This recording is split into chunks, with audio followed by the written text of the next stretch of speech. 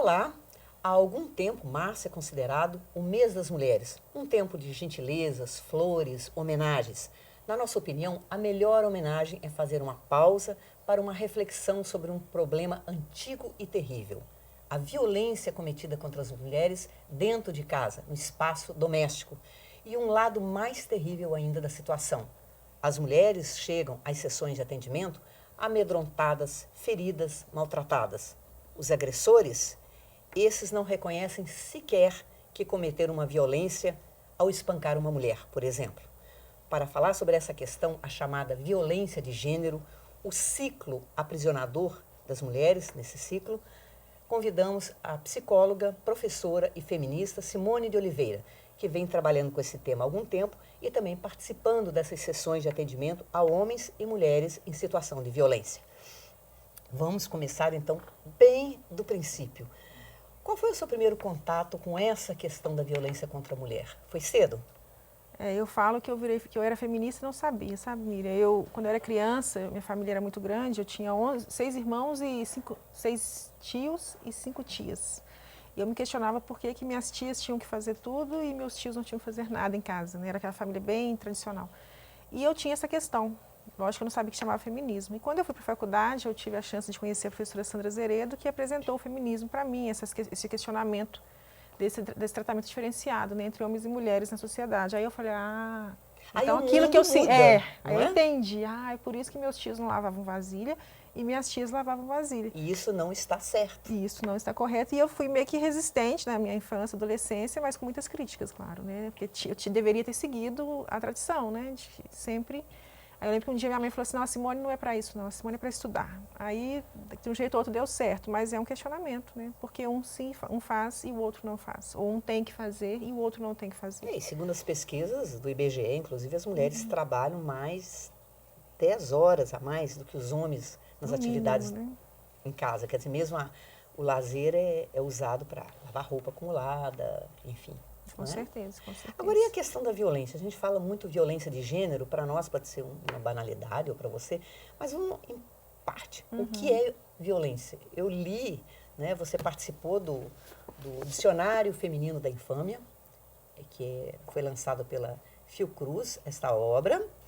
Ele tem 187 verbetes, você participou com 9, na elaboração de 9. E, então, a questão da violência parece que em algum momento se fala que é o sequestro da dignidade da pessoa. Começa por aí. Mas estenda um pouquinho mais sobre isso. Na verdade, esse dicionário ele traz, né, vários verbetes explicando o que é violência, mas a gente pode começar dizendo que violência é qualquer ato ou ação que denigra ou que cause danos fisicamente, moralmente, psicologicamente, sexualmente. Então é bem amplo o conceito de violência. Não é só a violência física. Não, hipótese nenhuma, né? Tanto que o verbete que eu escrevi, depois a gente fala sobre isso, mas é sobre violência psicológica e patrimonial, por exemplo. E são duas violências que estão, que são... Ligados, né? Ligadas, não, desculpa. Que são ligadas, mas que também estão presentes na Lei Maria da Penha. Então, você pode ser punido por esses dois tipos de violência na Lei Maria da Penha. Cite um exemplo de violência psíquica grave. Né, assim? Grave, por exemplo. Uma coisa que acontece muito é aquele homem que não encostam a mão na mulher, não bate na mulher, mas todo dia tem ameaça. Chega em casa, se você fizer isso, se você fizer aquilo. Ou, por exemplo, também as questões morais, que são as questões de denegrir a imagem mesmo. Homens que falam mal das mulheres no ambiente externo à casa, por exemplo. Isso atinge muito a mulher, a moral da mulher. Né? Ela sai na rua e sabe, seu marido vive falando de você isso. Agora, é o que eu comento. Às vezes, uma violência física, um dia, é uma situação grave, claro. Mas essas violências psicológicas duram anos mesmo, 10. Eu já atendi mulher que foram 20 anos. A pessoa perde a autoestima. Totalmente. Não é? E a moral, né? A moral na sua região, onde mora, às vezes. E pensar também que isso não acontece só com pessoas, digamos, pobres ou de classe média baixa ou ignorantes. Eu conheci pessoas onde o marido falava para a mulher assim, você vai tentar o mestrado na UFMG, mas você nunca vai passar. Você não tem inteligência para isso. Exatamente. E ela, olha que interessante, ela passou, ela fez o mestrado, hoje ela é bem sucedida profissionalmente, e ele está desempregado, coitado, não tem. Mas eu digo assim, ou outra que eu conheci também, não, você nunca vai aprender a dirigir, você não tem inteligência para isso. Aprender a dirigir, ele que não sabe dirigir. Estranho isso, né? Para você ver. E aí acontece isso que você falou, a violência psicológica, geralmente né, as tensões no casal começam com a violência psicológica, que é isso que você está falando. Você não consegue, você não acerta nada, você não sabe nada, tudo que eu te peço você não sabe fazer, ou você não faz do jeito que eu quero. Né? Porque, na verdade, não é porque ela não sabe, é porque ela não faz do jeito que ele quer, no formato que ele deseja. Né? E cada vez que ela não faz nesse formato que ele deseja, ele vem com as agressões psicológicas. Né? E em algumas situações, sim, tem a violência física. E é bom dizer que a violência física ela não é só que deixa marcas. Então, se pegar no seu braço com força e balançar muitas vezes, ou, por exemplo, encostar você na parede, acontece muito, né? Você não vai sair enquanto não acabar de falar. Né? Eles gostam muito de fazer isso, né? Porque ela não quer ficar na situação, tenta sair, ele fala, não, você não sai. Né? E segura a mulher.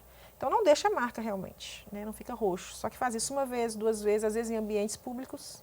Quer dizer, as marcas são psíquicas, Com ou certeza. na alma, como alguns acreditam. Na alma, né? psíquica, moralmente.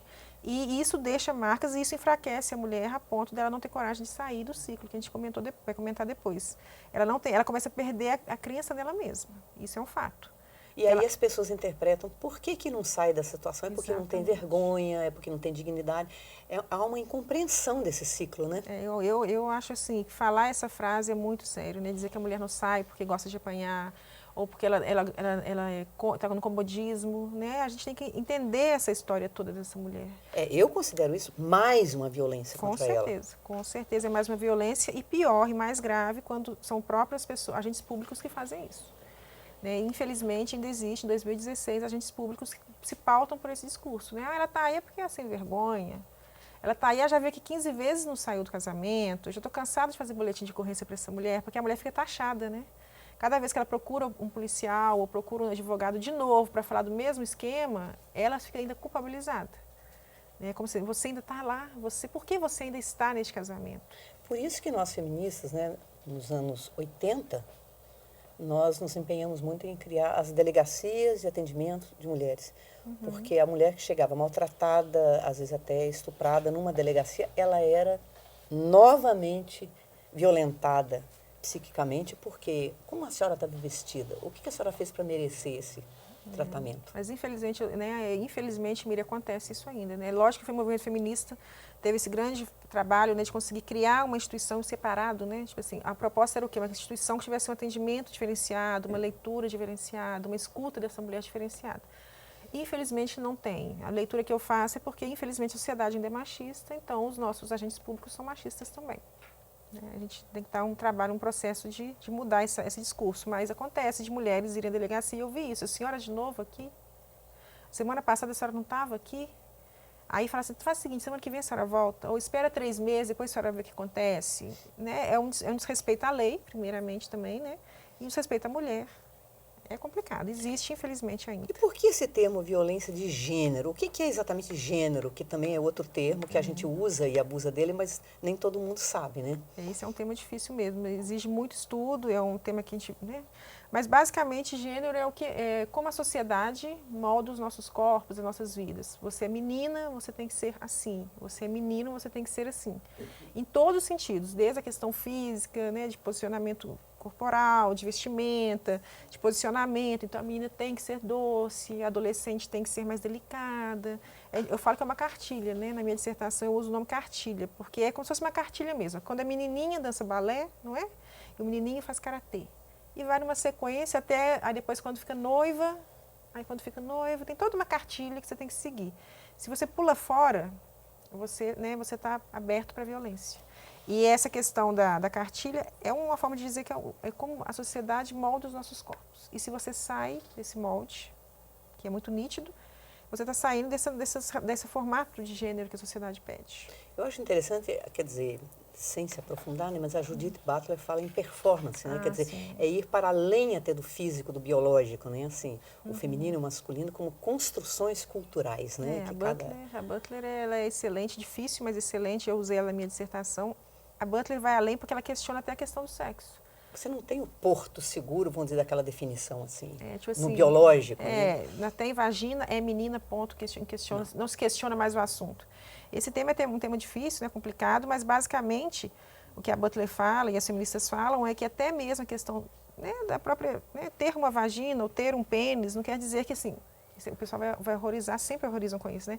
Ter uma vagina quando você nasceu, nasci menininha, mas quando eu estou na minha adolescência, eu me percebo, eu me sinto um rapaz, são os casos transgênero. Existe, a gente não pode fugir disso, é uma realidade, a gente conhece pessoas assim. E essas pessoas sofrem muito, porque eles são o extremo de contranorma de gênero.